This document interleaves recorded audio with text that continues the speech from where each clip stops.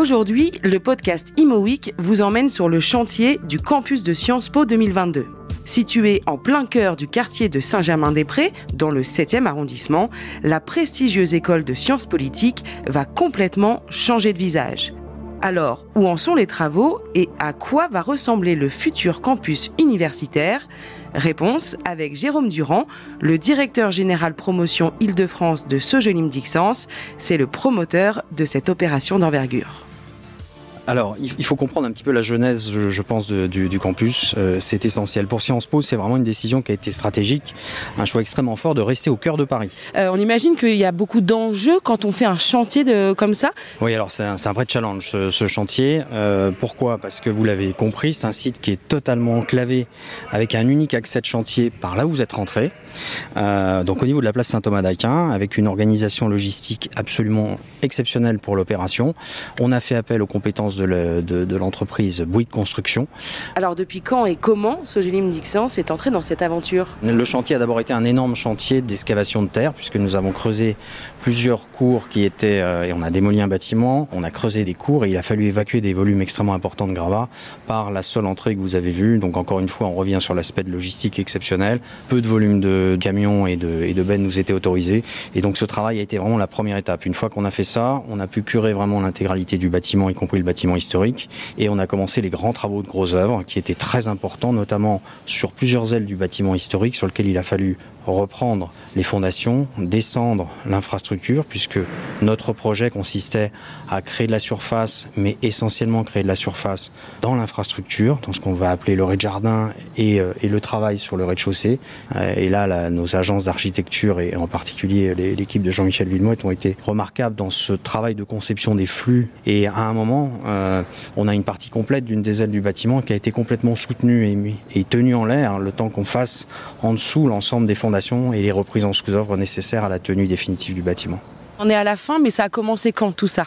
Alors nous avons été désignés en 2017 suite à un concours international avec toute une équipe autour de nous. Alors, nous avons travaillé avec une équipe de concepteurs avec Jean-Michel Villemotte, l'agence d'architecture qui est mandataire de cet ensemble. Jean-Michel et ses équipes sont des grands professionnels de la restructuration d'ouvrages historiques dans le cœur de Paris. Ils n'en sont pas leur premier opus, bien au contraire. À cette grande agence a été associée une jeune agence d'architectes Moro Kusunoki qui a travaillé sur le bâtiment de l'émergence, un bâtiment moderne que vous verrez dans la cour de Gribeauval. Et nous avons également un architecte des monuments historiques, Bortolucci, monsieur Bortolucci, qui nous a accompagnés tout au long de l'opération.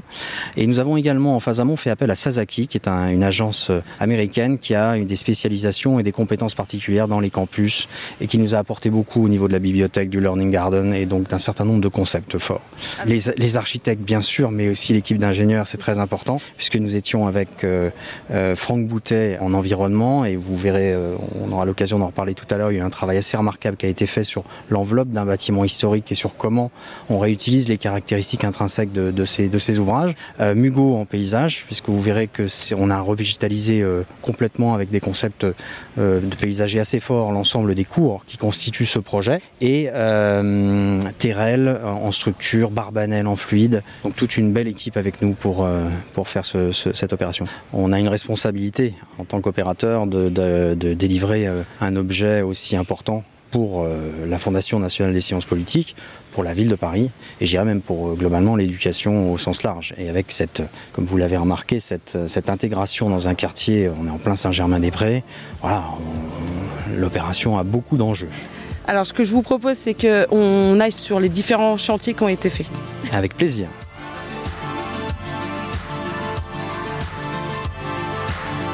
Depuis la cour Sébastopol, qui est la première cour que les étudiants qui arriveront par la place Saint-Thomas d'Aquin découvriront après l'entrée principale. Donc on a un axe, et cette cour Sébastopol nous amène sur la cour Treuil de Beaulieu. Donc là vous découvrez un jardin qui va être un jardin avec un principe de potager, qui sera utilisable par les étudiants. Vous voyez qu'en face de vous, vous avez l'œuvre d'art d'Ivan Argote, un artiste colombien, qui également a fait quelques œuvres qui ont été utilisées en forme de banc et également dans la cour Sébastopol.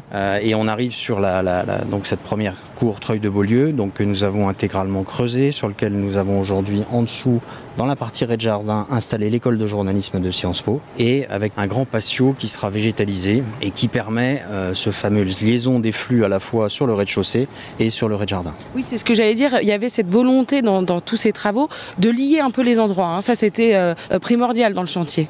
Oui, absolument, et notamment parce que c'est un site, ce campus a une particularité, c'est que il est en plein cœur de Saint-Germain-des-Prés. Il est le plus grand site dont va disposer Sciences Po. Il a également vocation à être un point de repère important pour les étudiants. Il est directement liaisonné au site existant de Sciences Po, qui est le 13 rue de l'Université, ancienne ENA, et il permet par la place Saint-Thomas d'Aquin, par le flux des étudiants qui sortiront par là, d'aller également sur les autres localisations de Sciences Po, le 27 rue Saint-Guillaume par exemple, et tous les autres qui se situent autour. Donc il y a une vraie logique de flux. Donc on a voulu, dans la conception, faire en sorte que les étudiants, les chercheurs qui vont être ici, vont pouvoir se repérer facilement et que les flux soient relativement naturels entre deux espaces qui vont se superposer.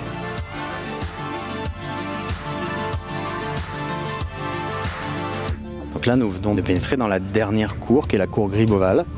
Très grande cour, la plus grande de cet ensemble, de ce campus. C'est une cour qui avant était entièrement minéralisée, avec un bâtiment qui comportait assez peu d'intérêt architectural, qui a été donc démoli et pour lequel nous avons creusé ce gradinage que vous voyez ici et rajouté un bâtiment qui s'appelle l'Émergence, qui sera le centre de l'innovation de Sciences Po. Et ça a été tout un travail des architectes de créer un bâtiment avec une architecture très moderne, très épurée, hein, de verre et de béton, qui s'intègre dans un mix de modernité et de caractère historique dans une cour qui a des dimensions absolument exceptionnelles pour une cour parisienne. Pour trouver une bonne qualité d'usage à ces espaces, il a fallu les éclairer. Donc on a fait tout un travail sur des verrières. Celles que vous voyez ici sont celles qui entourent le gradin principal, sont à votre gauche la bibliothèque et de l'autre côté des salles de cours. Et chaque espace vert que vous voyez aujourd'hui planté le long des façades comporte derrière, en pied de façade, des verrières qui permettent d'amener la lumière sur ce niveau de rez-de-jardin et qui est le socle aujourd'hui donc de cette cour et de ce bâtiment Émergence.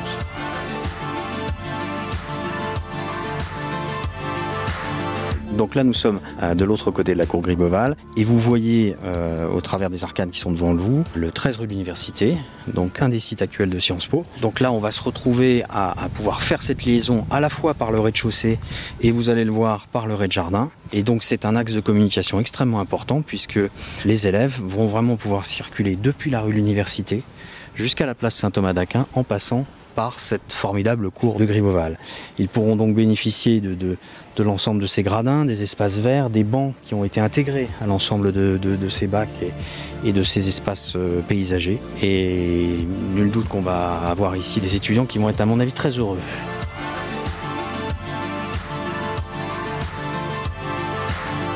Moi, ce que je vois là, c'est beaucoup de bois, ça sent le bois d'ailleurs. Comment vous avez pensé cette bibliothèque ? Il est évident que le bois apporte un côté extrêmement chaleureux à un espace où vous voyez qu'on est dans un espace très épuré, très moderne. Vous voyez la lumière qui est apportée dans ces espaces.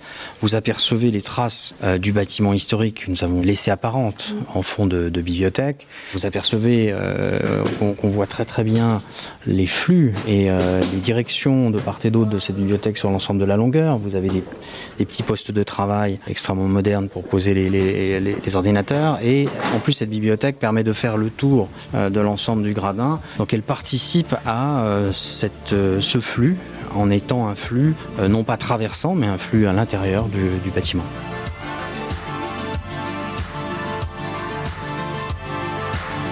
Vous nous avez emmené un peu en hauteur. Où est-ce qu'on est exactement ? Donc là, nous sommes dans la cour Sébastopol, dans l'un des monuments, dans des bâtiments historiques de cette cour. Alors pourquoi ici ? Donc là, on est dans les bureaux des chercheurs de Sciences Po, donc avec des aménagements extrêmement modernes, très paysagers, très ouverts. On a ici reproduit la trame des cellules des moines historiquement, avec des ensembles de bureaux.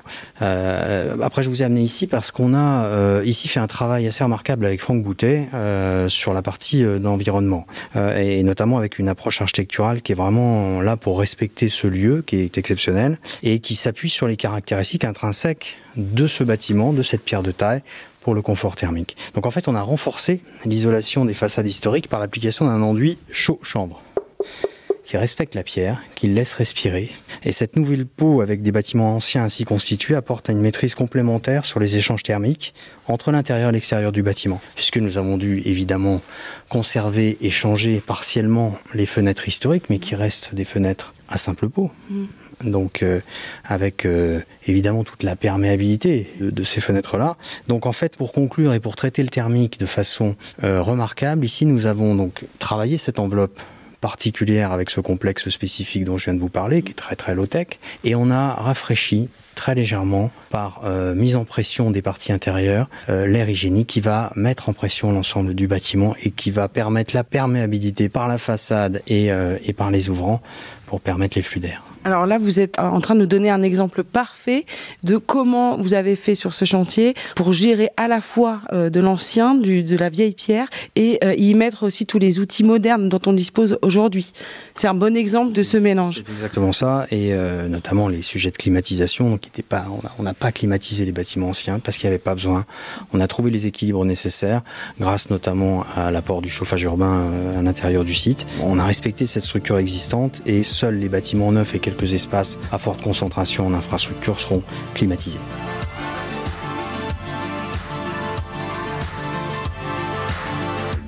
Alors pour terminer, on vient de faire une très belle visite, on se le redit, c'est la fin un peu de ces travaux, la rentrée est prévue pour janvier 2022. Est-ce qu'on est dans les temps ? Oui, bien sûr, on est dans les temps. Et je crois que les étudiants redémarreront plutôt sur le mois de mars, si j'ai bien compris. Et puis on le disait tout à l'heure, c'est quand même un lieu chargé d'histoire. Est-ce que vous, ça vous fait quelque chose, vous, Jérôme Durand, Sogélim Dixence, d'avoir quelque part participé, mis la pierre aussi à cet édifice assez incroyable quand même au cœur de Paris ? Je pense qu'il n'y a pas une seule personne qui est œuvrée sur cette opération qui ne soit pas fière de participer à un ouvrage comme celui-là. C'est rarissime, c'est exceptionnel de pouvoir faire ça. Je prononce beaucoup ce mot, mais le site l'est, le chantier l'est. La raison d'être de ce chantier, d'être le campus d'une école comme Sciences Po qui aujourd'hui va se battre parmi les plus grandes écoles du monde. On est dans le domaine de l'éducation, c'est un formidable élan pour la jeunesse et pour Paris.